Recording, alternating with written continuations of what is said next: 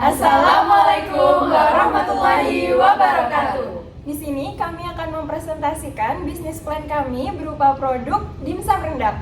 Sebelumnya kami akan memperkenalkan diri kami terlebih dahulu. Perkenalkan, saya Syakira Irtika Atmaja. Saya Zerlinda Syakwila. Saya Zahra Ferdunisa. Saya Sabrina Maila Hidayah. Baik, tanpa membuang waktu lama, kami akan mulai presentasinya dengan rekan saya terlebih dahulu.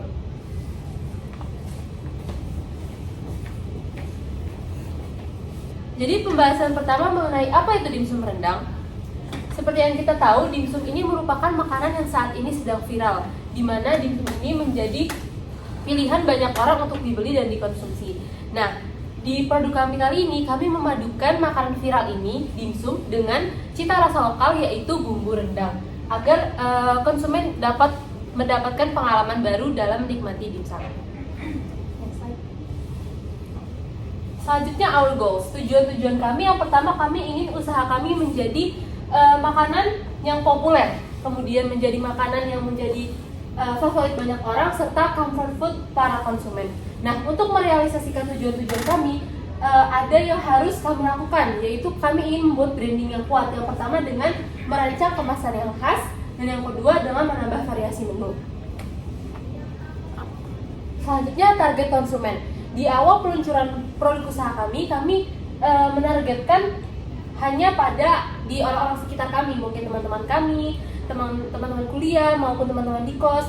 Namun ketika produk usaha kami sudah berjalan, dimsum rendang ini dapat dinikmati oleh seluruh golongan umur. Selanjutnya akan dijelaskan oleh rekan saya. Aku terakhir. Baik, selanjutnya saya akan menerangkan tentang what is our MVP atau Minimum Viable Product. Jadi MVP kami adalah menu dimsum siap makan dengan sentuhan rasa khas Indonesia. Produk dimsum yang biasanya dipadukan dengan saus mentai dan chili oil, kini kami padukan dengan bumbu rendang yang khas dan gurih sebagai saus pendamping. Lalu isi dari MVP kami yang pertama adalah produk kami ini satu porsi dimsum berisi 6 pieces per paket. Jadi kami menjualnya per paket bukan per pieces. Satu paketnya itu terisi dari 6 pieces dimsum dengan bumbu rendang per paketnya sekitar 50 ml. Lalu yang kedua ada harga. Harga yang kami tawarkan di sini untuk satu porsi dimsum seharga 20.000 per paketnya. Lalu yang ketiga ada target pengujian kami, yaitu yang pertama menjual minimal 40 porsi dalam 1 minggu pengujian. Yang kedua mengumpulkan minimal 20 respon feedback. Yang ketiga minimal 70% responden harus berkata bahwa rasanya cocok, harganya sesuai, dan porsinya cukup. Jika target tidak terpenuhi, maka MVP ini akan kami revisi kembali. Selanjutnya, fitur utama yang diuji ada test acceptance, yaitu target pasar lebih kurang 70% suka dengan kombinasi dimsum dan bumbu rendang. Yang kedua, packaging practically, yaitu minimal 80% pembeli mengatakan kemasan yang digunakan aman, mudah dibawa, dan tidak ada kebocoran. Yang ketiga, pricing suitability, yaitu minimal 70% pembeli setuju jika harga 20.000 per paket itu sesuai. Lalu ada tujuan dari MVP kami adalah menguji secara terukur apakah produk ini layak untuk dijual atau tidak. Lalu yang kedua, mendapatkan data kuantitatif sebelum meningkatkan produksi. Yang ketiga, mencari tahu seberapa banyak peminat dari produk ini. Selanjutnya adalah sumber dana yang kami dapatkan untuk bisnis kami ini. Jadi sumber pendanaan kami ini berasal dari beberapa sumber kecil karena bisnis kami masih pada tahap awal. Yang pertama ada dari tabungan pribadi kami. Jadi setiap anggota menyisihkan dan mengumpulkan sejumlah uang dari dana pribadi untuk kebutuhan awal seperti bahan baku, kemasan, dan peralatan dasar. Dari tabungan pribadi ini, satu orangnya kami mengumpulkan 500.000. Jadi karena total anggota kami ada 4 orang, total dari tabungan pribadi yang kami kumpulkan ada sekitar 2 juta rupiah. Selanjutnya, kami akan membuka sistem pre-order. Pembukaan PO pada minggu pertama, pembeli membayar di awal pembelian sehingga bisa membantu kami untuk menutupi biaya produksi. Jadi sebelum mereka membeli, mereka akan membayar dulu kepada kami, lalu di minggu akhir kami akan berikan produknya kepada mereka. Minimal pembelian selama 1 minggu itu 10 paket dengan harga jual per paketnya Rp20.000. Jadi total dari pre-order yang kami dapatkan sekitar Rp200.000. Jadi untuk bisnis awal kami mengumpulkan dana sekitar 2.200.000. Setelah kami memulai bisnis kami, setelah kami menjalankan bisnis kami, keuntungan yang akan kami dapatkan akan kami reinvestasi. Keuntungan awal yang sudah kami dapat akan kami putar kembali sepenuhnya untuk menambah kapasitas produksi dan meningkatkan produk kami. Total keuntungan yang kami dapat selama 1 bulan kurang lebih sekitar 800.000, dengan biaya operasional yang kami keluarkan setiap bulannya adalah 485.000. Jadi keuntungan kami setiap bulannya sebesar lebih kurang Rp800.000 akan kami putar kembali untuk biaya operasional bulanan kami sebesar kurang lebih Rp485.000. Selanjutnya akan dijelaskan oleh teman saya. Oke, selanjutnya saya akan menjelaskan tentang budget.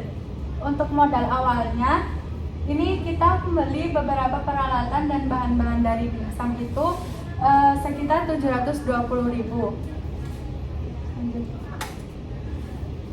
Untuk operasi bulanan itu ada biaya variabel dan tetap. Nah, biaya variabel ini kita setiap bulannya membutuhkan Rp435.000, dan untuk biaya tetapnya kita membutuhkan Rp50.000. Jadi setiap bulannya kita membutuhkan Rp485.000. Selanjutnya untuk proyeksi pendapatan. Target penjualan kita itu per minggu 10 paket. Nah, harga per paketnya itu Rp20.000, jadi pendapatan mingguan kita itu Rp200.000 dan omset bulanan kita Rp800.000. Selanjutnya laba dan rugi.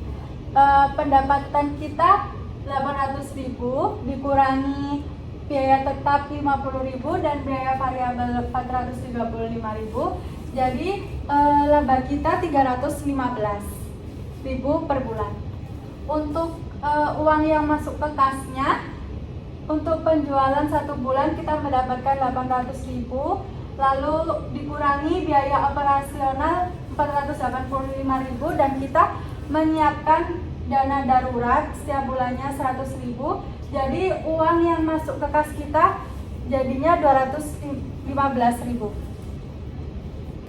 Untuk selanjutnya ini marketing plan.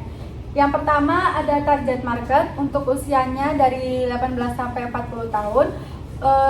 Di awal-awal ini lokasinya kita memfokuskan di lingkungan kampus saja. Untuk gaya hidupnya yang pastinya penggemar dimsum, suka makanan praktis, pedas dan unik. Untuk pendapatan target market kita itu mahasiswa dan pekerja harian. Selanjutnya untuk USP-nya, dimsum bumbu rendang kami ini menghadirkan perpaduan antara tekstur dimsum yang lembut dan cita rasa rendang khas Indonesia yang gurih serta kaya rempah.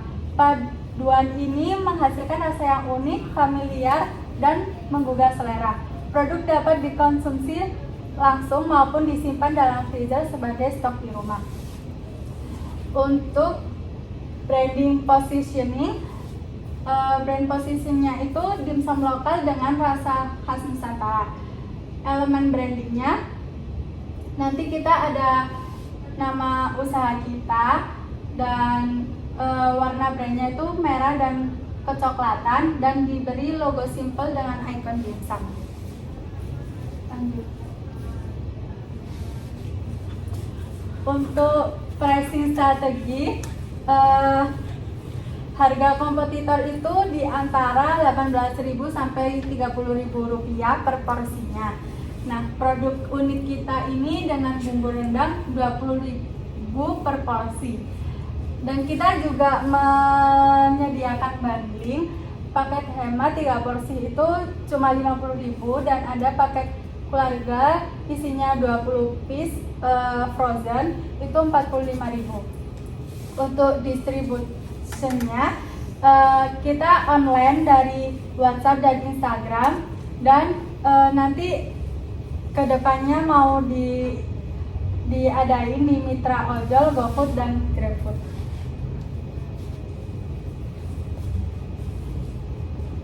Untuk promotion strategy, kita mengupload konten harian seperti behind the scene, proses masak dan review pelanggan, terus giveaway 5 followers pertama, promo beli 2 gratis 1 cup chili oil, dan food tester gratis kepada orang-orang terdekat untuk dipromosikan juga. Dan budget marketingnya kita ada iklan TikTok itu 50.000, stiker logo 30.000, dan tester makanan untuk orang-orang terdekat yang untuk dipromosikan itu 40.000, jadi totalnya 120.000. Selanjutnya akan dilanjutkan oleh teman saya. Baik, untuk selanjutnya saya akan menjelaskan timeline yang mencakup planning, preparation, launch, dan review. Pada proyek ini kami menyusun timeline selama 8 minggu untuk memastikan proses bisnis berjalan terarah dan terukur. Dan untuk minggu pertama, sudah kita mulai dari tanggal 24 November, begitu juga seterusnya. Untuk minggu pertama, kami mulai dengan menentukan konsep bisnis dan menu utama yang akan menjadi identitas produk. Setelah itu, kami membagi tugas tiap anggota sesuai kemampuan masing-masing, dan kami juga melakukan riset sederhana mengenai preferensi rasa, harga, dan porsi untuk memahami kebutuhan calon konsumen. Di minggu kedua, kami melakukan uji coba resep dan membuat beberapa sampel produk. Sampel ini kami gunakan untuk food testing dengan teman ataupun anggota kelompok lainnya. Dari feedback awal tersebut, kami mengevaluasi rasa hingga akhirnya memfinalisasi resep yang paling tepat. Lalu lanjut di minggu ketiga, kami fokus beralih pada visual brand. Kami menentukan desain logo, warna utama, dan nama brand. Kami juga mulai mempersiapkan packaging serta perlengkapan masak yang dibutuhkan untuk produksi. Selanjutnya, pada minggu keempat, kami menghitung harga jual berdasarkan modal, porsi, dan standar kualitas. Setelah harga ditetapkan, kami membuat akun sosial media dan mulai mengunggah konten untuk menarik calon pelanggan. Di minggu kelima, kami gunakan untuk memantapkan branding. Kami menyiapkan packaging final, konten sosial media, serta melakukan sesi foto produk agar tampilan visual lebih profesional. Lalu di minggu ke-6, kami mulai produksi dalam skala kecil. Tahap ini digunakan untuk uji coba penjualan melalui sistem pre-order, sehingga kami bisa melihat respon pasar terhadap risiko produksi besar. Lalu di minggu ke-7, menjadi momen pembukaan usaha. Kami melakukan soft launch, memaksimalkan pemasaran digital, terutama melalui TikTok, serta memberikan promo pembukaan seperti diskon atau paket hemat. Kami juga membuat pre-order harian agar pelanggan dapat membeli secara fleksibel. Lalu di minggu terakhir, kami mengumpulkan review dari pelanggan pertama. Dari hasil tersebut, kami melakukan evaluasi berkala, mengembangkan produk baru, meningkatkan kualitas, dan menyesuaikan strategi penjualan maupun pemasaran agar bisnis terus berkembang. Selanjutnya akan disampaikan oleh rekan saya. Yang terakhir ada hambatan. Nah, hambatan ini merupakan hal yang tidak mungkin tidak terjadi apalagi dalam memulai usaha. Nah, untuk kami di sini di antara banyak hambatan yang mungkin terjadi, ada sekiranya 2 hambatan yang menjadi poin utama. Yang pertama yaitu kendala di uang. Karena kami merupakan mahasiswa yang masih merantau dan masih mendapatkan uang itu dari orang tua. Jadi yang menjadi kendala kami adalah untuk menyisihkan uang dalam memulai bisnis. Nah, yang kedua kendalanya yaitu ada kendala energi dan waktu. Karena kami merupakan mahasiswa juga, kami merasa agak sulit untuk membagi waktu dan energi dalam memulai usaha dan juga untuk perkuliahan. Baik, cukup sekian presentasi dari kami. Semoga bisa diterima dengan baik. Sekian. Wassalamualaikum warahmatullahi wabarakatuh.